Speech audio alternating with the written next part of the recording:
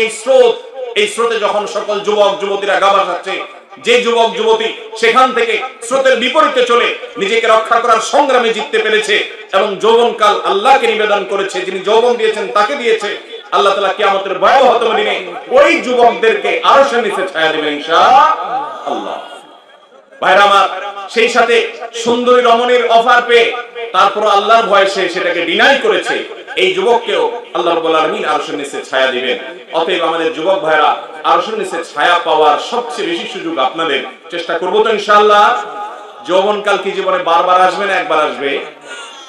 আলী রাদিয়াল্লাহু তাআলা আনহুর দিকে একটি কবিতা মানসুব করা হয়, তিনি বলতেন বাকাইতু আলা শাবাবিন ক্বাদ তাওয়াল্লা, তিনি যৌবন হারিয়ে একটা বয়সে এসে বলতেন আমি কাঁদি, আমি কেঁদে কেঁদে ফিরি আমার সেই যৌবনকে হারিয়ে, যেই যৌবন আমার কাছ থেকে চলে গেছে। ফায়া লাইতা শাবাব লানা ইয়াউদু, আক্ষেপ আফসোস যদি আমার সেই যৌবন আবার একটু ফিরে আসতো। ফালাউ কানা শাবাব ইউবাউ বাইআন, যৌবনকাল যদি পৃথিবীর কোন বাজারে কোন মার্কেটে বিক্রি হতো, লা আতাইতুল মুবাইআ মা ইউরিদু, তাহলে বিক্রেতাকে আমার সকল সম্পদ দিয়ে হলেও, সবকিছু দিয়ে হলেও মুহূর্তের জন্য যৌবনটা একটু কিনে নিতাম, কারণ যৌবনকালের এক মুহূর্তের ইবাদত বার্ধক্য এবং পরিণত বয়সের বহু বছরের ইবাদতের চাইতে শ্রেষ্ঠ হতে পারে। ওয়ালাকিন্নাশ শাবাবা ইযা তাওয়াল্লা, কিন্তু আক্ষেপের বিষয় হলো যৌবনকাল একবার যখন চলে যায়, আলা শারাফিন ফামাতলাবুহু বাঈদু, সেটা আর কখনো ফিরে আসে না। অতএব যুবক ভাইরা, যৌবন কালটাকে আমরা মাদকে, যৌতুকে, মাস্তানিতে, মানুষের অধিকার নষ্ট করাতে, গায়ের জোর দেখানোতে, মা বাবার অবাধ্য হওয়াতে, অবৈধ রিলেশন করাতে, আল্লাহর অবাধ্য হওয়ার পেছনে, মিথ্যা কথার পেছনে, বন্ধুদের পালায় পড়ে আমরা কোন রকম অন্যায় অশ্লীলতায় কাটাবো। একটা যৌবন জীবনে একটা বার পাবো, প্রতিটা মুহূর্তকে কাজে লাগাবো। একটা সময় আপনার মধ্যে পবিত্রতা অনুভব হবে যে আমার যৌবনকালে আমি সৎসাহস করে অন্যায় থেকে ফিরে আসতে পেরেছি, অন্যায় থেকে দূরে থাকতে পেরেছি। আল্লাহ তাআলা আমাদের যুবক ভাইদেরকে ফিতনার যে প্রবাহ চলছে, ফিতনার যে জোয়ার চলছে, ফিতনার যে তরঙ্গ চলছে, ফিতনার যে আগুনের আঁচ চতুর্দিকে অনুভব হচ্ছে, আমাদের যুবক যুবতী ভাইদেরকে আল্লাহ তাআলা হেফাজত করবেন। সবাই চেষ্টা করবো তো ইনশাআল্লাহ। আল্লাহর কাছে দোয়া করবো ভাইরা আমার। তাহলে দ্বিতীয় শ্রেণীর মানুষ যারা মিথ্যা কথা রসিকতা করেও বলে না, সেই কথা বলতে গিয়ে যুবকদের ইস্যু আসলো যে আমাদের যুবকদের মধ্যে এই জিনিসটা অনেক বেশি, যে রসিকতা করে মিথ্যা কথা বলে পরে না মজা করছিলাম, না মুসলমান মজা করেও মিথ্যা বলে না, তাহলে সিরিয়াসলি মিথ্যা তো বলতেই। অথচ আজ বিক্রেতা বিক্রি করতে মিথ্যা কথা বলে, ক্রেতা কিনতে গিয়ে মিথ্যা কথা বলে, হ্যাঁ, তারপরে আপনার বাপ ছেলের সাথে মিথ্যা কথা বলে, ছেলে বাপের সাথে মিথ্যা কথা বলে, চাকরি করতে গিয়ে বসের সাথে মিথ্যা কথা বলে, জায়গায় জায়গায় মানুষের সাথে মিথ্যা কথা বলে, টিচার ছাত্রের সাথে, ছাত্র টিচারের সাথে। মিথ্যায় পুরা দুনিয়া যেন ছেয়ে গেছে, পরিপূর্ণ হয়ে গেছে। মুসলমান কখনো মিথ্যুক বা মিথ্যাবাদী হতে পারে? আল্লাহ আমাদেরকে মিথ্যা থেকে বেঁচে সত্যবাদিতার দিকে আসার তৌফিক দান করুন। তৃতীয়ত, নবী করিম সাল্লাল্লাহু আলাইহি ওয়াসাল্লাম বলেছেন, ওয়া বিবাইতিন ফি আলাল জান্নাতি লিমান হাসানা খুলুকাহ, যেই মুসলমান তার আচরণ সুন্দর করবে, আখলাক ভালো করবে, চরিত্রটা ভালো করবে, নিজের সঙ্গে নিজে সংগ্রাম করে করে এগুলা করতে হয়। মায়ের পেট থেকে কেউ ফেরেশতা হয়ে আসে না।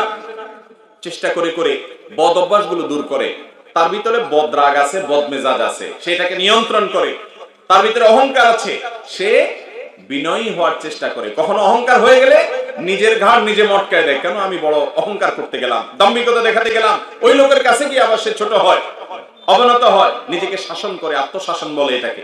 এভাবে সে নিজের চরিত্রটাকে সংশোধন করে। তার ভিতরে মিথ্যার বদভ্যাস আছে, কিন্তু সে শুনেছে ওয়াজ থেকে, মাহফিল থেকে, যে মিথ্যা এটা রসিকতা করে করলেও এটা গুনাহের কথা হয়। অতএব সে মিথ্যা ছেড়ে দিয়েছে। কোরআন এবং হাদিসে যে জিনিসকে নিষেধ করা হয়েছে সেটা আমার ভিতরে কিভাবে থাকতে পারে, সে একটা একটা করে বদভ্যাস ছেড়ে ভালো চরিত্রের অধিকারী হয়েছে।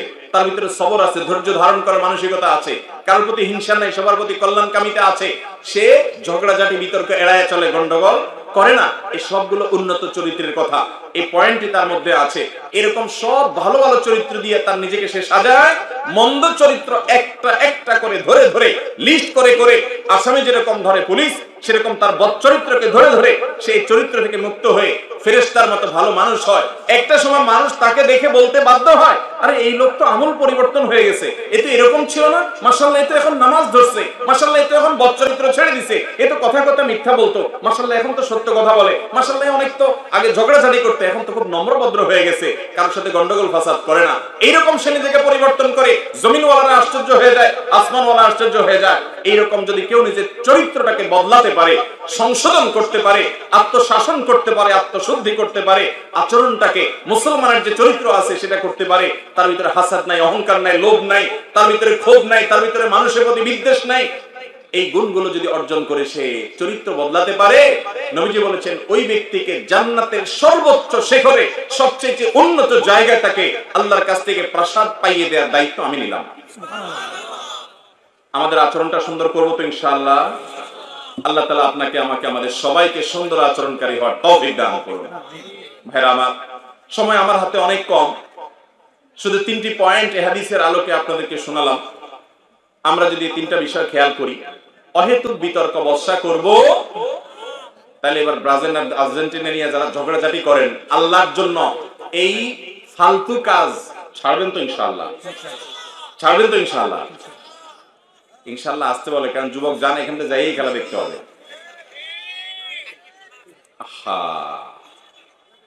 এত মূল্যহীন মুসলমানের জীবন, মুসলমানের সময়, রাতকে রাত জেগে অহেতুক কি করছেন? খেলা দেখছেন। কার খেলা দেখছেন? যার খেলাই হোক। বিশেষ করে এমন দেশের জন্য পাগলামি করতেছেন যে দেশের সাথে আমার দেশের কোনো সম্পর্ক কূটনৈতিক, সামাজিক, রাজনৈতিক, ধর্মীয় কোনো দিক থেকে নেই। ওরা আপনার দেশের নামও জানে কিনা সন্দেহ, এমবাসিতে পড়ার কথা। আপনি পাগলামি করছেন তাদের জন্য, যাদের সাথে আপনার ইমানের সম্পর্ক নাই, সংঘাত আছে, তাদেরকে আপনি আপনার পছন্দের শীর্ষ তালিকা রেখেছেন। আরে ভাই, সে যদি গোল দিতে পারে তাও পয়সা পাবে, গোল না দিতে পারলেও পয়সা পাবে। আপনি কি পাবেন? আপনি রাত জেগে শরীর খারাপ করা ছাড়া কিছু পাবেন? কিচ্ছু পাবেন না। এই পাগলামি, এই মাতলামির কোনো মানে হয় না। টাকা দিয়ে, শত শত হাজার হাজার টাকা দিয়ে জার্সি কিনতেছেন, তারপরে আপনার পতাকা বানাচ্ছেন, ওইটা রং করতেছেন, সেটা রং করতেছেন, রাতকে রাত জেগে মিছিল করতেছেন। আপনার সময় এত মূল্যহীন, পয়সা এত মূল্যহীন। নিজের বাবাকে কয়দিন একটা জামা কিনে দিয়েছেন, নিজের ছোট ভাই বোনকে কয়দিন একটা আইসক্রিম কিনে দিয়েছেন, অন্যকে দেওয়া বাদ দেন, নিজে কয়দিন ভালো করে নিজে একটা পছন্দসই জামা কিনছেন। কোথাকার কোন কাফের বেঈমানের জন্য আপনার ভালোবাসা তো উতরে পড়তেছে। মুসলমান এত রুচিহীন কিভাবে হতে পারে? লক্ষ লক্ষ যুবকের দেশে কোটি কোটি ঘন্টা নষ্ট করা হচ্ছে খেলার নাম দিয়ে। এটাতে ধর্মীয় কোনো লাভ তো হচ্ছে না, আমার এই দেশের কোনো কল্যাণ হয়? একটা পয়সা আমাদের উন্নয়ন হয়?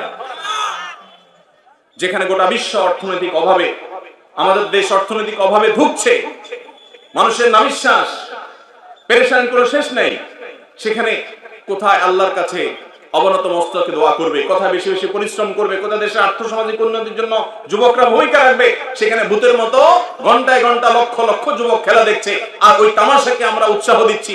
আরে ভাই, আপনার এই আবেগ, আপনি যে আবেগের চোটে কেঁদে ফেলতেছেন, হেসে দিচ্ছেন, লাফায় উঠতেছেন, আপনার এই আবেগটা হলো এই বিশ্ব বড় বড় বাণিজ্যিক আপনার যে সমস্ত আইকন গুলো আছে, যারা এই সমস্ত খেলাটা খেলে না, তাদের বাণিজ্য, তাদের কাছে আপনার এই আবেগটা হলো কাঁচামাল। কাঁচামাল, এটা হলো তাদের পুঁজি। এই সস্তা কাঁচামাল হওয়া থেকে, এই সস্তা পুঁজি হওয়া থেকে আল্লাহ তাআলা আমাদের যুবকদেরকে বাঁচিয়ে রাখুন। এই পাগলামি, এই উন্মাদনা, এটাকে আমরা বলি এটা ভয়ঙ্কর উন্মাদনা। একটা জাতির যুবকরা যদি এতটা উন্মাদ হয়ে যায় যে খেলার মতো এরকম একটা জিনিস তার জীবনে সবচেয়ে গুরুত্বপূর্ণ সাবজেক্ট হয়ে যায়, তো এর চাইতে লজ্জাজনক অধ্যায় ওই জাতির জন্য আর কিছু হতে পারে না। পড়ালেখার জন্য তো কোনোদিন এত কষ্ট করেন নাই, তাহাজ্জুদের জন্য জীবনে একটা রাত জাগেন নাই, ফজরের জন্য উঠতে পারেন নাই, রাত 3টা পর্যন্ত বসে আছেন খেলা দেখার জন্য। লজ্জা হওয়া উচিত। নিজের বিবেককে জিজ্ঞাসা করেন, আপনার সময় এত মূল্যহীন? ভাইরা আমার, ভালোবাসার আবেগ এটা অনেক দামি জিনিস। এটা মাকে দিবেন, এটা বাবাকে দিবেন, এটা স্ত্রীকে দিবেন, এটা আল্লাহর জন্য ভালোবাসার মানুষগুলোকে দিবেন। যাকে তাকে দিবেন, কিয়ামতের ময়দানে এর জন্য জিজ্ঞাসাবাদের মুখোমুখি হতে হবে। আরে ভাই, ইসলাম, এখন আপনারা বলবেন হুজুর সব জায়গায় শুধু ইসলামটাই না আনেন, আর শুধুমাত্র কথায় কথায় কোরআন হাদিস আনেন। ভাই, খেলার মধ্যে আবার কিসের কোরআন হাদিস? ভাই মুসলমানের জীবনের এমন কোন পার্ট নাই যেখানে আল্লাহর নির্দেশের বাইরে সে চলতে পারে। অতএব ইসলাম আপনাকে খেলাধুলার কথা বলেছে ভাই, আপনি খেলাধুলা করেন, আপনি নিজে ব্যায়াম করেন, নিজেরা বিভিন্ন রকমের শারীরিক কসরত হয়, ব্যায়াম হয়, সেরকম খেলাধুলা করেন। সেটা না করে ওই কোথাকার কে খেলতেছে সে খেলা দেখতে গিয়ে অজস্র শুধু খেলা দেখা লাগে না, অখেলা বরং আরো বেশি দেখা লাগে। চোখের গুনাহ করা লাগে কি লাগে না? সারা দিনে এত চোখের গুনাহ করেন না যত 1 ঘন্টা খেলা দেখতে গিয়ে করেন। এরপর আপনার নামাজের মনোযোগিতা নষ্ট হয়ে যায়, উন্মাদনা তৈরি হয়, যুবকরা বেহুদা বিতর্ক করে। সেদিন দেখলাম পত্রিকা কোথায় জানি এক যুবক আর যুবককে ছুরি মেরে দিছে, ব্রাজিল আর্জেন্টিনা দুই দেশের দুজন সমর্থক। এত উন্মাদনা, যে দেশের খেলোয়াড়রা খেলতেছে ওই দেশেও এত উন্মাদনা আছে কিনা সন্দেহ। ছাগলের না খায়া নাচা পাবলিকের মতো, কিছু তো খাইয়া নাচে আর কিছু না খাইয়াই লাফায়। অনেক সময় দেখা যায় না খাইয়া লাফান্নাটা ওই খাইয়া লাফান্নার চাইতে বেশি লাফায়। আমাদের দেশের যুবকদের অবস্থা হয়েছে সেটা। আরে ভাই, কোথাকার কোন দেশে পতাকা দিয়ে পুরো এলাকা ছেয়ে ফেলছেন। বহু মানুষ এই শীতে তাদের শীত নিবারণ করার মতো একটা কাপড় পোশাক তাদের গায়ে নাই, আর আপনি ওই দেশের পতাকা দিয়ে পুরো শহর ভরে ফেলতেছেন। কি জবাব দিবেন আল্লাহর কাছে? নিজের বিবেকের কাছে কি জবাব দিবেন? আল্লাহ আমাদেরকে বুঝার তৌফিক দান করুন। ঠিক ঠিক না চিল্লায়া তওবা করেন। তওবা করবেন তো ইনশাআল্লাহ? একজনও আছেন যে তওবা করছেন আসলে মনে মনে আর এই কাম করবেন না? আছেন কোন যুবক? আল্লাহ তাআলা আমাদের যুবকদের সবাইকে আমল করার তৌফিক দান করুন। আপনাদের খুবই দামি কয়েকটা প্রশ্ন আমি হাতে পেয়েছি, অসংখ্য প্রশ্ন আছে, কিন্তু এই কয়টা প্রশ্নের উত্তর আমি ইনশাআল্লাহ দেওয়ার চেষ্টা করব। বিসমিল্লাহ। প্রথম প্রশ্ন, ফরজ গোসল না করে দীর্ঘ সময় কাটিয়ে দিলে গুনাহ হবে কিনা? ফরজ গোসল এটা বিলম্ব না করে যত দ্রুততার সাথে করা যায় ততই ভালো, স্বাস্থ্যের জন্য ভালো, ঈমান আমলের দৃষ্টিকোণ থেকেও, ইসলামের দৃষ্টিকোণ থেকেও এটি ভালো। তবে কোনো কারণে ধরুন কারোর গভীর রাতে গোসল ফরজ হয়েছে, তিনি ফজরের সালাতের আগ পর্যন্ত যেহেতু তার গোসল না করলেও অসুবিধা নাই, যেহেতু নামাজের জন্য গোসল করতে হবে, সেজন্য তিনি গোসল ছাড়া যদি ফজরের নামাজের আগ পর্যন্ত থাকতে পারেন, তবে এক্ষেত্রে তার জন্য উচিত এবং কর্তব্য উত্তম হলো মিনিমাম ওযুটা করে নেওয়া। ওই অবস্থায় ওযু করে তারপর তিনি শুয়ে পড়বেন, এবং এটি বিভিন্ন হাদিস দ্বারা প্রমাণিত। কারণ মনে করেন ফজরের পরে গোসল ফরজ হয়েছে, এখন যোহরের নামাজের আগ পর্যন্ত মাঝখানে আর কোনো নামাজ নাই, তাহলে গোসলটা একটু পরে, 2 ঘন্টা পরে, 3 ঘন্টা পরেও তিনি করতে চাচ্ছেন, করতে পারেন। তাহলে এক্ষেত্রে উত্তম হলো ওযু করে নিয়ে তারপরে অন্যান্য কাজ কাম করা, এবং পরবর্তী ফরজ ওয়াক্তের আগেই, ফরজ সালাতের আগেই তিনি অবশ্যই গোসল করে ফেলতে হবে। যদি কোনো কারণে ওযু না করেন তারপরেও শুয়ে থাকেন উনি বাথরুম সেরে এসে, তো সেটাতে বড় কোনো গুনাহ হবে না, তবে ওযু করে শোয়াটাই হলো সুন্নাহ সম্মত এবং ভালো। আমাদের সমাজে গোসল ফরজ হওয়ার পর মেয়েরা যদি গৃহস্থলী কাজ করে তাহলে দেখবেন ফতোয়ার কোনো শেষ নাই। যত ভুয়া ভিত্তিহীন ফতোয়া মেয়েদের উপরে এদেশে আরোপ করা হয়, মেয়েদের উপরে যত মাসআলা, ভুয়া মাসআলা আরোপ করা হয়, ছেলেদের উপরে তো মাসআলা আরোপ করা হয় না। ছেলেটা গোসল ফরজ হওয়ার পরে শুয়ে রয়েছে 2-4 ঘন্টা, কেউ কিছু বলবে না। ওই বেচারি মেয়েটা গোসল ফরজ হওয়ার পরে যদি ওযু করেও গৃহস্থলী কাজ কাম করে, তো দেখবেন যে শাশুড়ি, ননদ, আশেপাশে সবাই ফতোয়া দিচ্ছে যে না, ফরজ গোসল হলে কোনো আপনার গৃহস্থলী কাজ কাম করা যায় না, বাচ্চাকে দুধ খান পাওয়ানো করা যায় না। তো এগুলো মেয়ের জন্য না, বরং ছেলের জন্য প্রযোজ্য যে যত দ্রুত সম্ভব গোসল করা ভালো। কিন্তু যদি কেউ গোসল একটু পরে করে পরবর্তী নামাজের আগ পর্যন্ত, এতে গুনাহ হবে না। কথা কি বুঝতে পারছি? তবে ফরজ গোসল হয়ে গেছে এই অবস্থায় আপনি মনে মনে বা মুখে জিকির করতে পারবেন, দুরূদ পড়তে পারবেন, দোয়া করতে পারবেন, কোরআন তেলাওয়াতটা আপনি করবেন না। এছাড়া অন্যান্য জিকির আজকার অব্যাহত রাখতে পারবেন। তাহলে খোলাসা কথা হলো, গোসল ফরজ হওয়ার পর বিলম্ব না করে যত দ্রুততার সাথে সম্ভব গোসল করতে হবে। যদি দেরি করতে চান পরবর্তী নামাজের আগ পর্যন্ত দেরি করতে পারেন, সেক্ষেত্রে ওযু করে নিয়ে দেরি করা, সেটা ঘুমান বা অন্য কোনো কাজ করেন, তার জন্য উত্তম। এরপরে প্রশ্ন, যদি নিজের স্ত্রী স্বামীর সাথে তুই মুই করে কথা বলে, এতে যদি স্বামীর রাগ হয় অথবা খারাপ লাগে, তাহলে কি স্ত্রীর এভাবে কথা বলা উচিত? দেখুন, স্বামী এবং স্ত্রী একে অন্যকে শ্রদ্ধা এবং সম্মান করে কথা বলতে হবে। কোরআনে কারিমে আল্লাহ পুরুষদেরকে নির্দেশ করেছেন, ওয়াশিরুহুন্না বিল মারুফ, তোমরা তোমাদের স্ত্রীদের সাথে সুন্দরভাবে জীবন যাপন করো। ছোট লোকের মতো আচরণ করা যাবে না, অন্যায় আচরণ করা যাবে না, যেটা অনেক স্বামীরা করেন। আবার একই কথা নারীদের জন্য প্রযোজ্য, তারা তাদের স্বামীদের সঙ্গে তুচ্ছ তাচ্ছিল্য করে, তুই তুকারি করে কথা বলতে পারেন না। যদি করেন তাহলে এতে পরিষ্কারভাবে গুনাহ হবে। এবং বিশেষ করে একজন নারীর কাছে তার স্বামী অভিভাবক তুল্য, বরং অভিভাবক। অতএব তার স্বামীকে শ্রদ্ধা করা তার কর্তব্য। অনেক বোন আছেন সব আমল করতে রাজি আছে, নামাজ পড়বে, রোজা রাখবে, হজ করবে, যাকাত দিবে, মাথায় ঘোমটা দিবে, পর্দা করবে, সব ঠিক আছে, মাগার স্বামীর আনুগত্য করতে বললে আর এখানে উস্কুস শুরু করে দিবে না। এই লোকের কথাও কি শোনা যায়? আপনারা তো এখানে ঠিক বলবেন, মহিলারা থাকলে এখন উল্টোটা ঠিক বলবে, কারণ সবাই চায় তার পক্ষের ওয়াজ, কেউ বিপক্ষেরটা শুনতে রাজি না। অথচ এই জন্য ডক্টর আব্দুল্লাহ জাহাঙ্গীর রহমাল্লাহ আপনাদের এলাকার কৃতি সন্তান, তিনি বলতেন আমরা আজকাল সবাই অধিকার সচেতন, কেউ কর্তব্য সচেতন না। সবাই নিজের অধিকারটা নিয়ে আমরা আন্দোলন করতে পারি, কিন্তু আমার কর্তব্য আমি কতটুকু আদায় করছি সেটা নিয়ে আত্মজিজ্ঞাসা করতে আমরা রাজি না। অথচ ওইটা করলেই আমার আখিরাতে মুক্তি হবে, দুনিয়াতে আমি ভালো মানুষ হতে পারবো। আমার অধিকার যদি কেউ নাও দেয় তাতে আমার তো কোনো গুনাহ হবে না, কিন্তু আমার কর্তব্য পালন না করলে আমার গুনাহ হবে কি হবে না? এই জন্য স্বামীর উচিত তার কর্তব্য নিয়ে তার অ্যানালাইসিস করা, যে আমি আমার স্ত্রীর প্রতি যে কর্তব্য আছে সেটা সঠিকভাবে আদায় করছি কিনা। বিশেষ করে তরুণরা অনেক বেশি আছেন এই সমাজে, আমি আপনাদের কাছে আহ্বান করব, বিয়ে করার পর স্ত্রীকে তুচ্ছ তাচ্ছিল্য করা, ছোট লোকের মতো আচরণ করা থেকে বিরত থাকবেন। আমার নবী করিম সাল্লাল্লাহু আলাইহি সাল্লাম স্ত্রীদের অনেক কাজ তার কাছে খারাপ লেগেছে বা ভালো লাগেনি, তারপরে তিনি কখনো স্ত্রীদের সাথে অন্যায় আচরণ তো পরের কথা, তুচ্ছ তাচ্ছিল্য হতে পারে, ছোট লোকের মতো কোনো কথা আমরা যেগুলা করি এগুলোর কথা ঘুণাক্ষরেও কোনোদিন তার জীবনে ছিল না। অতএব আমরা আমার স্ত্রীদের সাথে ভালো আচরণ করবো তো ইনশাআল্লাহ। স্ত্রীর সাথে ভালো আচরণ করলে অনেক মা বাপ খোঁচাখুচি করবে, বলে তো বউ বক্তব্য বেশি হয়ে গেছে। কিন্তু যে যা বলুক, আপনি আরেকজনের মেয়েকে ঘরে তুলে এনেছেন, তার প্রতি অবিচার করতে পারবেন? একই কথা যেই বোন তার স্বামীকে তুই তুকারি বলেন, সেটা আরো ডেঞ্জারাস, আরো ভয়াবহ। এর কারণে কবিরা গুনাহ হবে, মনে রাখবেন।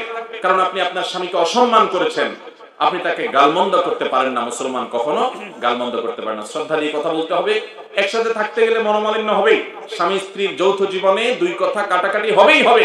অনেক ছোট লোক আছে কিছু হলেই নিচের দিকে নেমে যায়, গালিগালাজ শুরু করে দেয়, হাতাহাতি শুরু করে দেয়, তালাকের কথা বলে ফেলে। অনেক মহিলারাও আছে এরকম, কিছু হলে বলে তোর সংসার আর করবো না, বাবার বাড়ি আইজে গেলাম। আছে না নাই? এগুলো কোনো মুসলমানের চরিত্র না। ওই যে একটু আগে হাদিস শোনালাম, যে ব্যক্তি তার আচরণ এবং আখলাককে সুন্দর করেছে তার জন্য নবীজি সাল্লাল্লাহু আলাইহি সাল্লাম জান্নাতের সর্বোচ্চ জায়গায় আল্লাহর কাছ থেকে প্রাসাদ নিয়ে দেওয়ার দায়িত্ব নিয়েছেন। অতএব ঈমানদার কখনো বাজে আচরণ করতে পারে, নিজেকে নিয়ন্ত্রণ করতে হবে। স্বামী উল্টাপাল্টা করছে দেখেই আপনি তাকে তুইতকারি করবেন, তাহলে আপনি কিসে মুসলমান হলেন? মুসলমান তো আত্মনিয়ন্ত্রণ করবে, যে যা খুশি তা বলবে না, ধৈর্য ধারণ করবে, হজম শক্তি থাকবে, ঢোক গিলতে পারবে রাগকে। দুনিয়াতে সবচেয়ে শ্রেষ্ঠ ঢোক আল্লাহর কাছে হাদিসে আছে ওই ঢোক, যেই ঢোক মানুষের বদমেজাজ এবং রাগ দেখাইতে মনে চায়, তারপরে সে ঢোকটা গিলে ফেলে। এটা হলো সবচেয়ে উত্তম এবং শ্রেষ্ঠ ঢোক আল্লাহ তাআলার কাছে। সবচেয়ে বড় বীর কে জানেন? সবচেয়ে বড় বীর, সবচেয়ে বড় বীর হলো, সবচেয়ে বড় বাহাদুর হলো, নবী সাল্লাল্লাহু আলাইহি ওয়াসাল্লাম বলেছেন ওই ব্যক্তি, যে ব্যক্তি রাগ করার ক্ষমতা আছে কিন্তু আল্লাহর ভয়ে হজম করে গেছে, বহু কষ্ট হয়েছে, চোখ মুখ লাল হয়ে গেছে, কিন্তু নিজেকে নিয়ন্ত্রণ করছে। আজকে এই রাগের যত্রতত্র ব্যবহারের কারণে সংসারগুলো ভেঙে খান খান হয়ে যাচ্ছে, জায়গা জায়গা মারামারি হচ্ছে, গন্ডগোল ফাসাদ হচ্ছে। ভালো মুসলমান কখনো বদরাগ বদমেজাজ হতে পারে না। অবশ্যই আপনাকে রাগ নিয়ন্ত্রণ করা শিখতে হবে ভালো মুসলমান হতে হলে। আল্লাহ কোরআনে বলেছেন ওয়াল কাযিমিনাল গায়জ, যারা রাগকে সংবরণ করতে পারে এদের প্রশংসা আল্লাহ তাআলা করেছেন। অতএব রাগ নিয়ন্ত্রণ করব তো ইনশাআল্লাহ। অনেককে নবী করিম সাল্লাল্লাহু আলাইহি সাল্লামের কাছে এক লোক এসে বলছে, ইয়া রাসূলুল্লাহ আমাকে একটু উপদেশ করেন। নবীজি বলেছেন লা তাকযাব, রাগ করবা না। বলে ইয়া রাসূলুল্লাহ বুঝলাম, একটা পাইছি, আরেকটা উপদেশ করেন। বলে লা তাকযাব, তোমার জন্য আবারও একই উপদেশ, রাগ করবা না। তৃতীয়বার একই কথা বলেছেন। নবী করিম সাল্লাল্লাহু আলাইহি সাল্লাম এও বলেছেন লা তাগদাব ওয়ালাকাল জান্নাহ, রাগ করবা না, জান্নাত তোমার হবে। অতএব বদরাগ নিয়ন্ত্রণ করব তো ইনশাআল্লাহ। স্বামী স্ত্রীর দাম্পত্য জীবনে একে অন্যকে তুচ্ছতাচ্ছিল্য করে, তুই তুকারি বলে, যত এগুলা হয় সব রাগের কারণে, ঠিক না বেঠিক? এই রাগকে নিয়ন্ত্রণ, রাগ হওয়াটা দোষের না, কিন্তু এটাকে নিয়ন্ত্রণ করতে হবে। যেখানে যতটুকু প্রয়োগ করা দরকার ততটুকু করবে। রাগ প্রয়োগ করতে গিয়ে অন্যায় করবে না, খারাপ কথা, কটু কথা, তুচ্ছ কথা বলবে না। কোন নারী যদি এটা করেন তিনি গুনাহগার হবেন, তার তওবা করা উচিত, আল্লাহর ভয় করা উচিত। এরপরে প্রশ্ন হলো, আমাদের গ্রামে অনেকে লালনের ভক্ত ফকির মতের লোক, তারা মানুষকে লালনের গানের মাধ্যমে বুঝায়, তারা নামাজ পড়ে, এখানে ওয়াজ শুনতে আসছে, এ সম্পর্কে দয়া করে বলবেন। ভাইরা আমার, আমি কাউকে ছোট করে বা অশ্রদ্ধা করে কথা বলতে চাই না, তবে ইসলাম অত্যন্ত পরিষ্কার। ইসলাম হলো কোরআন এবং সুন্নাহকে অনুসরণ করার নাম। কোরআন এবং সুন্নাহকে আপনি অধ্যয়ন করেন, দিনের আলোর মতো পরিষ্কার হয়ে যাবে যে একজন মুসলমান হিসেবে আপনার কি করা উচিত আর কি করা উচিত নয়। আমরা বিশেষ করে ইসলামের নামে নানা মতবাদের কথা শুনি। এই আপনার মতবাদগুলোর প্রত্যেকটা নিয়ে আলাদা আলাদা অ্যানালাইসিস আছে। বিশেষ করে বাউলদের যে জীবন আচার, তাদের যে ধর্ম বিশ্বাস, এটা নিয়ে আমাদের 1 ঘন্টার উপর একটা বক্তব্য ইউটিউবে আছে, আপনি সার্চ দিলে সেখানে পেয়ে যাবেন। আমি বহু দিন ব্যয় করে তাদের বই পুস্তক পড়ে তার উপরে ডিটেইল আলোচনা করেছি, আপনি সেটা শুনে নিতে পারেন। আমি অনুরোধ করব আপনি অনুগ্রহ করে নির্মোহভাবে একটা বার পুরো আলোচনা শোনার চেষ্টা করেন, আশা করছি আপনার কাছে ক্লিয়ার হয়ে যাবে। আমি শুধু এটুকু বলবো, কিয়ামতের আগে ইসলামকে অনেকে অনেক ভাবে ব্যাখ্যা করবে। কেউ বলবে নামাজ কালাম পড়ার দরকার নাই, মারিফত এটাই সব। মারিফত কি? মারিফত হলো সব ভিতরে ভিতরে, উপরে কিছু করা লাগবে না। তাদেরকে জিজ্ঞাসা করবেন, আমার নবীজি সাল্লাল্লাহু আলাইহি সাল্লাম শুধু নামাজ পড়েন নাই, জীবনের শেষ মুহূর্তে যখন তার নিজের ঘর থেকে তার যে কবর, আপনার মিম্বর, যেটা এই আজকের এই যে মাহফিলের যে আমাদের এই প্যান্ডেল আছে, প্যান্ডেলের স্টেজ থেকে প্যান্ডেলের শেষ মাথা পর্যন্ত এতটুকু দূর হবে না, আরো কম। যারা মদিনা গেছেন তারা জানেন, নবীজির কবর থেকে ওনার মিম্বর আরো কাছে। এতটুকু জায়গায় পায়ে হেঁটে এসে নামাজ পড়ার মতো ক্ষমতা ওনার শরীরে ছিল না। জীবনের শেষ মুহূর্তে অসুস্থ অবস্থা, তখন আলী এবং আব্বাস রাদিয়াল্লাহু তাআলা আনহুমা দুজনের কাঁধে 2 হাত দিয়ে পুরো শরীরের ভার তাদের উপরে ছেড়ে দিয়ে পাও দুটাকে মাটির সাথে টানতে টানতে ওই বাসা থেকে মিম্বরের কাছে এসেছেন। তারপরে একা একা ওখানে নামাজ পড়েন নাই। আর জীবনে প্রত্যেকটা ওয়াক্ত নামাজ কিভাবে পড়ছেন সেটা আরো ভালো জানেন। আল্লাহ কোরআনে কারীমে বলেছেন, ফাইন খিফতুম ফারজানা ওয়া রুকবানা, যদি তোমরা নামাজ পড়তে আশঙ্কা করো, রণাঙ্গনে থেকে নামাজ পড়তে গেলে শত্রু তোমাকে শেষ করে দিবে, পায়ে হেঁটে হাঁটতে হাঁটতে হাঁটা অবস্থায় ভ্রমণকারী অবস্থায় নামাজ পড়বে, তারপরও নামাজ মাফ নাই, এরকম একটা গুরুত্বপূর্ণ বিষয় কোরআন এভাবে স্পষ্ট করে বলেছে। আপনি বলেন না শরীয়ত টরিয়ত অর্থাৎ এভাবে এত নামাজ কালামের দরকার নাই, ভিতরে ভিতরে মারিফত টারিফত কিছু একটা করলেই হয়ে যাবে। তাহলে নবীজি এত কষ্ট কেন করছেন? ইসলাম কি আপনি নবীজির কাছ থেকে শুনবেন নাকি এদের কাছ থেকে শুনবেন? কার কাছ থেকে শুনবেন? আল্লাহ নবীর কাছ থেকে শুনবেন না? আল্লাহ তাআলা তাকেই পাঠিয়েছেন মডেল হিসেবে। অতএব ইসলামের নামে আমরা এই সমস্ত বিভ্রান্তির মধ্যে থাকলে কখনো আমরা মুক্তির পথ পেতে পারি না। নবী করিম সাল্লাল্লাহু আলাইহি ওয়াসাল্লাম পরিচ্ছন্ন থাকতেন, তিনি পরিষ্কার থাকতেন। জুমার দিন গোসল করাকে এক হাদিসে তিনি ওয়াজিব বলেছেন, এটা আগে ওয়াজিব ছিল, পরে মানসুখ হয়েছে। ভাইরা আমার, নবী সাল্লাল্লাহু আলাইহি ওয়াসাল্লাম প্রতিদিন অনেকবার করে মেসওয়াক করতেন, পরিচ্ছন্ন থাকতেন, যাতে মুখের দুর্গন্ধে কারোর কষ্ট না হয়। তিনি বাসায় ঢুকতে মেসওয়াক করতেন, ওযুর সময় মেসওয়াক করতেন, নামাজের সময় মেসওয়াক করতেন, তিনি কোনো জায়গায় যেতে গেলে মেসওয়াক করতেন, জুমার দিন আলাদা মেসওয়াক করতেন। এত ঘন ঘন মেসওয়াক করতেন যাতে পরিচ্ছন্ন থাকে। 5 বার 5 ওয়াক্তের জন্য ওযু করতেন যাতে পরিচ্ছন্ন থাকে, সুস্থ থাকে, ফ্রেশ থাকে, তিনি পরিপাটি থাকতেন। ইসলামটা সুন্দর। আপনি ইসলামের নামে সালাত চট করে থাকবেন, চুলের মধ্যে আপনার ময়লা জটলা পাকায়া যাবে, আপনার গায়ের থেকে দুর্গন্ধ হবে, আপনি বিড়ি আর গাঁজা খাবেন আর বলবেন এটার নাম ইসলাম, তাহলে ভণ্ডামি দুনিয়াতে কিসের নাম হবে? আল্লাহ তাআলা আমাদের এই ভাইদেরকে বুঝার তৌফিক দান করুন। নারীদেরকে আল্লাহ তাআলা সৃষ্টি করেছেন পুরুষদের প্রতি তাদের আকৃষ্ট হবে এবং পুরুষরা তাদের প্রতি আকৃষ্ট হবে। এইজন্য এই ডক্টর খন্দকার আব্দুল্লাহ জাহাঙ্গীর রহমানের একটা কথা আছে, স্বর্ণের অক্ষরে লেখার মতো। স্যার রাহমাতুল্লাহ বলতেন, যৌনতা এটা প্রমোটেড বাই আল্লাহ সুবহানাহু ওয়া তাআলা, সৃষ্টিগতভাবে যৌনতা প্রমোটেড। একটা নির্দিষ্ট বয়সে যাওয়ার পর মানুষের ভিতরে যৌন আকাঙ্ক্ষা জাগ্রত হয় কি হয় না? এটা কি কায়ো জাগ্রত করে দিতে হয়? মানুষ তো দূরের কথা, পশু পাখিও এরকম, যে একটা নির্দিষ্ট এই যে বয়সে যাওয়ার পর এমনিতেই তার ভিতরে যৌন আকাঙ্ক্ষা জাগ্রত হয়। অর্থাৎ যেটা সৃষ্টিগতভাবে যেটা প্রমোটেড হয়ে আছে আগে থেকেই, সেটা যথেষ্ট অগ্রসর হয়ে আছে আপনার মধ্যে, সেটার আকাঙ্ক্ষা দারুণভাবে আগে থেকে জেগে আছে। সেই যৌনতা যদি বিজ্ঞাপনের বিলবোর্ডের নামে, নাটক সিনেমার নামে, নোবেলের নামে, বাউলগিরির নামে, ফাউলগিরির নামে, নানা নামে যদি নারী পুরুষকে একসাথ করে ফেলেন এবং যৌন আকাঙ্ক্ষাকে যদি জাগ্রত করে তোলেন, তাহলে প্রমোটেড জিনিসটাকে যদি আরো প্রমোটেড করতে চান, 120 স্পিডে গাড়িতে পিছন থেকে আরো বড় গাড়ি দিয়ে ধাক্কা দিয়ে যেরকম দুর্ঘটনার শিকার হবে, যুবকরা তরুণরা ধ্বংস হয়ে ধ্বংসের দ্বার প্রান্তে চলে যাবে। কারণ তাদের যৌনতাটা এমনিতে এই বয়সে প্রমোটেড, এটাকে প্রমোট করতে হয় না, এটাকে কন্ট্রোল করতে হয়, বরং এটাকে আরো বিভিন্ন বিনোদনের নামে যখন উত্তেজিত করা হয়, যুবকদেরকে যখন আরো জাগিয়ে তোলা হয়, তখন যুবকদের যারা ধর্ষণ হয়, পাশবিক নির্যাতন হয়, কোনো আইন করে কোনো শাস্তি দিয়ে এগুলো নিয়ন্ত্রণ করা যাবে না। এগুলো নিয়ন্ত্রণ করতে হলে আল্লাহর বিধানের ভেতরে আসার কোনো বিকল্প পথ আর। অথচ এই বাউলে বিশ্বাসী ভাইরা, আমাদের এই সমস্ত ফকিরি আপনার ধারার বিশ্বাসী ভাইরা, তথাকথিত মারিফতি ধারার ভাইরা, তাদের কাছে নারী পুরুষের সাথে যত মিশবেন তত আপনার আধ্যাত্মিকতা তত বাড়বে। এটা শুধু আমার বক্তব্য নয়, তাদের বহু গানের বক্তব্য। ওই যে আপনার সময় গেলে সাধন হবে না, এই গানের যে কথামালা, এই গানের যে ব্যাখ্যা ইউনিভার্সিটি টিচাররা করেছেন, ওইটা আমি অক্ষরে অক্ষরে আমার এই বক্তব্যে একেবারে বই পৃষ্ঠা সহকারে বিস্তারিত বলেছি, শুনে দেখবেন। অতএব ভাইরা আমার, ইসলাম পরিষ্কার পরিচ্ছন্ন, এখানে কোনো নোংরামো নাই, এখানে কোনো পাগলামো নাই, এখানে কোনো গাঁজা খাওয়া খাই নাই, এখানে কোনো চুলের জটলা নাই, এখানে কোনো চুলের ময়লা নাই, এখানে চটপরে ময়লা হয়ে থাকা নাই, এখানে দেশ এবং জাতির বোঝা হয়ে আপনি মাজারে শুয়ে থাকবেন, 2টা পয়সা কামাবেন না, আর্থসামাজিক উন্নয়নে কোনো ভূমিকা রাখবেন না, নিজে বোঝা অন্যের জন্য বোঝা হবেন, সংসার করবেন না। এরকম যদি হয় তাহলে পৃথিবীটা অচল হয়ে যাবে। এরকম অযৌক্তিক জিনিস ইসলামে নাই। আল্লাহ আমাদেরকে বুঝার তৌফিক দান করুন। এরপরে প্রশ্ন, আমার মাস্টার্স শেষ, বয়স 30 পূর্ণ, পরিবারের সবাই চায় কোম্পানির চাকরি করি, কিন্তু আমার কৃষি কাজ করতে পছন্দ। অনেকে আমাকে নিয়ে সমালোচনা করে, এতে বাবার মান অনেক খারাপ হয়, আমিও হতাশাগ্রস্ত। এই প্রশ্নকারী ভাইকে পাইলে আমার একটু বুকে জড়ায় ধরতে ইচ্ছা করছে। এত সুস্থ এবং সুন্দর চিন্তার মানুষ, যুবক আমাদের দেশে আছে মাশাআল্লাহ। ভাইরা আমার, আমাদের মুসলমানদের মধ্যে কেন জানি গোলামি করতে খুব মনে চায়। আমার অফিসে এক ভদ্রলোক আমাদের আসুন্নাহ ফাউন্ডেশনের ত্রাণ কার্যক্রমে অংশগ্রহণ করেছে, ইঞ্জিনিয়ার মানুষ। বললাম ভাই কি করেন? বলে হুজুর বেকার আছি, আমি চাকরির চেষ্টা করছি, চাকরি পাচ্ছি না। তাই বললাম চাকরি কেন করবেন, ব্যবসা শুরু করে দেন।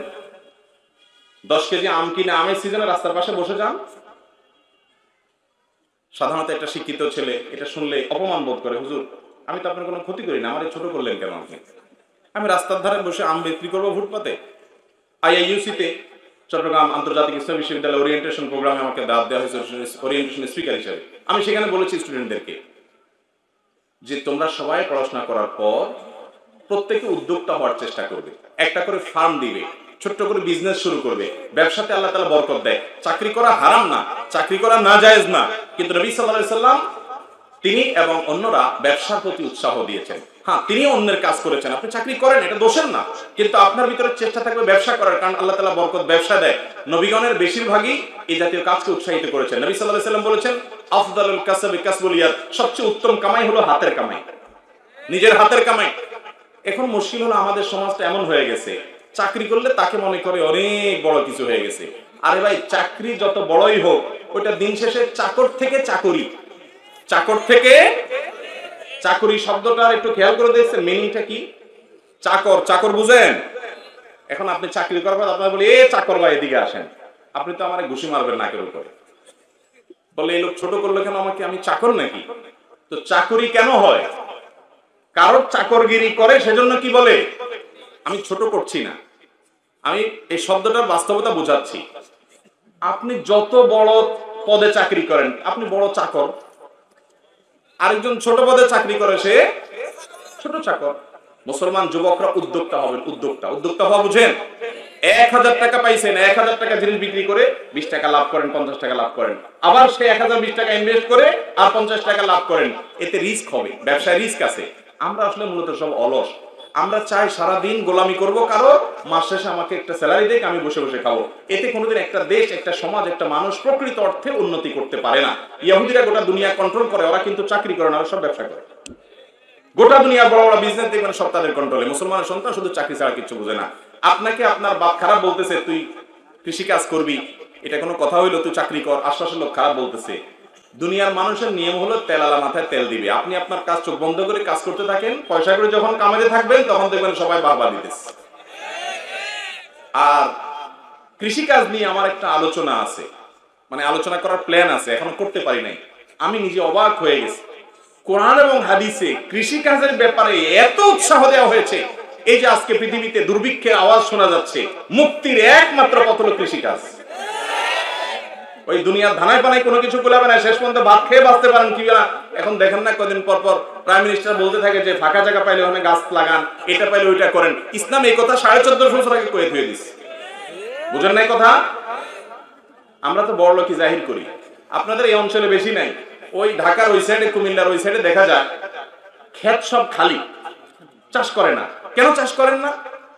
বলে যে আমার ছেলে মেয়ে 2টা বিদেশে আছে, 3টা সৌদি আরব আছে, আমি কাজ করব। ছেলেরাও বলে না বাপ তুমি খেতে যাবে না, আমাদের ইজ্জত যাবে। ওই ছেলেও মূর্খ, বাপও মূর্খ। কাজ করলে ইজ্জত যায়। কৃষি কাজ করবে, উনি আরো সুস্থ থাকবে। আর কাজ শুধু নিজের অভাবের জন্য করবে না, আমি চাষাবাদ করব, আমি ফসল উৎপাদন করব। আপনি জানেন আমি এই বিষয়ে বক্তব্য দেওয়ার সময় আমার হাতে নাই, চাষাবাদ সম্পর্কে যত ফজিলত আছে এটাকে রীতিমতো ইবাদতে পরিণত করা যায়। নবী সাল্লাল্লাহু আলাইহি ওয়াসাল্লাম বলেছেন, মা মিন মুসলিমিন ইয়াজরাউ যারআন আও ইয়াগরিসু গারসান, কোন মুসলমান যদি কোনো গাছ লাগায়, কোনো ফসল উৎপাদন করার জন্য বীজ বপন করে, ওই গাছ ওই ফসল থেকে যে ফসল উৎপাদন হয় ওখান থেকে মানুষ তো বটে, কোন পশু পাখিও যদি খায়, আল্লাহ রাব্বুল আলামিন ওই পশু পাখি খেলো, কীটপতঙ্গ পোকামাকড় খেলো, মানুষ খেলো, যতজন খাবে তাদের সবাইকে দান করার, সাদকা করার যে সওয়াব, ওই গাছ লাগানো, ফসল লাগানো মানুষকে আল্লাহ তাআলা সেই সওয়াব দিবে। আপনি চিন্তা করেন। আচ্ছা ভাই, একটা প্রশ্ন করি আপনাকে। আপনাকে আল্লাহ অনেক পয়সা করে দিছে, মেয়র সাহেবরা আল্লাহ তাআলা অনেক টাকা পয়সা দিয়েছেন, উনি 200, 500, 2000, 5000 মানুষ খাওয়াইতে চাইলে খাওয়াইতে পারেন না, সম্ভব। কিন্তু উনি যদি চান যে এই ঝিনাইদহ জেলাতে যত কীট পতঙ্গ পোকা মাকড় ছোট বড় আছে, এখান থেকে 500 বা 1000 পোকা মাকড়ে আমি একবেলা দাওয়াত খাওয়াবো, সম্ভব? পোকা মাকড়ের দাওয়াত দিবে কেমনে? দাওয়াতে দিতে পারবে না, খাওয়ানো তো পরের কথা, ঠিক না ঠিক? কিন্তু একটাই বুদ্ধি, সেটা হলো আপনি কৃষি কাজ করেন, আপনি চাষাবাদ করেন, দাওয়াত দেওয়া লাগবে না, বিনা দাওয়াতে ওরা এসে খেয়ে যাবে, ঠিক না ঠিক? ওদেরকে খাওয়াইলে সওয়াব হবে না? আপনারা জানেন না হাদিস? নবী করিম সাল্লাল্লাহু আলাইহি ওয়াসাল্লাম বলেছেন, প্রত্যেকটা প্রাণী যার ভিতরে প্রাণ আছে, সেটা তুচ্ছাঞ্চ পিপিলিকাও হতে পারে, কুকুরও হতে পারে, শিয়ালও হতে পারে, বিড়ালও হতে পারে, হিংস্র জন্তুও হতে পারে, তাকেও যদি আপনি তার প্রতি যদি অনুগ্রহ করেন, আপনার দ্বারা সে যদি উপকৃত হয়, আপনি সওয়াব পাবেন। আর নবী সাল্লাল্লাহু আলাইহি ওয়াসাল্লাম বলেছেন, গাছ লাগালে, ফসল করলে, চাষাবাদ করলে তার দ্বারা যে উপকার মানুষ তো মাপে, কৃষি কাজ এখান থেকে পোকা মাকড় যে খায়, আপনি মনে করছেন হায়রে পোকা খায় সব শেষ করে ফেলছে। মুসলমানের লস বলতে কিছু নাই, যার ভিতরে ঈমান নাই ও তো ব্যাড স্যাড বলে হাউতাশ করবে। আপনার হাউতাশ করা লাগবে না, আপনি মনকে সান্ত্বনা দিতে পারবেন, আলহামদুলিল্লাহ পোকা মাকড় রিজিকের ব্যবস্থা হয়েছে, আমার চেষ্টা দ্বারা সওয়াব আল্লাহ তাআলা আমার আমলনামায় দিবেন। ইমানদার হলো হাতির মতো, মরলেও লাগ বাঁচলেও টাক, নিজে ফসল উঠেছি তাও ভালো, পোকা মাকড় খাইছে লসের কিছু নেই, সওয়াব আমি পাবো ইনশাআল্লাহ। চাষাবাদ করবেন তো ইনশাআল্লাহ? এটাকে ছোট মনে করবেন? ঠেলায় পড়লে সব ওই চাষাবাদের দিকে আসা লাগে। আল্লাহ আমাদেরকে বুঝার তৌফিক দান করুন। এজন্য ভাইরা, কে কি বলছে এসব দেখার দরকার নাই, নিজেরা সঠিক পথে থাকবো। এরপরে প্রশ্ন, আমি একজন সেলুন দোকানদার, আমি মানুষের দাড়ি চাষা ও দাড়ি ছেটে দেওয়ার কাজ করি, এতে আমার গুনাহ বা আমলে ক্ষতি হবে কিনা? ভাইরা আমার, যেই কাজ গুনাহ এবং নাজায়েজ হয়, সে কাজে সহযোগিতা করাও নাজায়েজ। এজন্য আপনি চেষ্টা করবেন এই কাজটা অ্যাভয়েড করা। এখন বলবেন এটা অ্যাভয়েড করলে দোকান চলবে?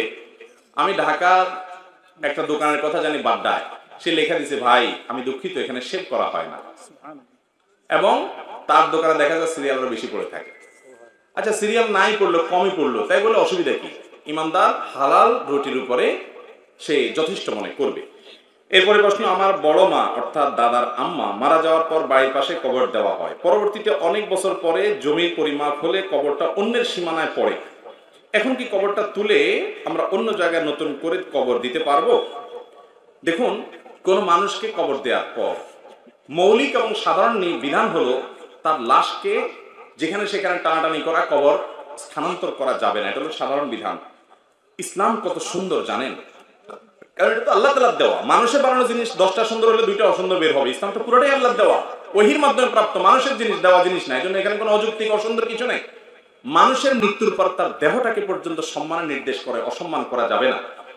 এই জন্য আপনি চাইলে ওটা কাটাছাড়া করবেন, চাইলে আপনি যেখানে সেখানে নিয়ে যাবেন, ফেলে রাখবেন না, সম্মানজনক ভাবে দাফন করতে হবে আপনাকে। এই জন্য কবরকে যেখানে সেখানে টানাহেঁচড়া করবেন না, সম্মানজনক ভাবে তাকে কবরে থাকতে দিবেন। তার লাশ ওখানে পচে গেলে মাটির সাথে মিশবে, আল্লাহ তাআলা তার সওয়াল জবাবের ব্যবস্থা অলৌকিক ভাবে করবেন। এখন প্রশ্ন হলো, যদি অন্যের জায়গায় কবর দিয়ে ফেলেছেন, তাহলে সেক্ষেত্রে ফুকাহায়ে কেরাম জায়েজ বলেছেন যে আপনি আরেকজনের জায়গায় কবর দিয়ে ফেলেছেন, এটা পরে জানতে পেরেছেন, তাহলে এই কবরটাকে এর ধ্বংসাবশেষ মাটি হয়ে গেলে সেগুলোকে আপনি তুলে নিয়ে সম্মানজনকভাবে আপনার নিজের বা অন্য কবরস্থানে সেখানে দাফন করবেন, যেহেতু আরেকজনের জায়গায় দাফন হয়ে গেছে। কথা কি বুঝাতে পারছি?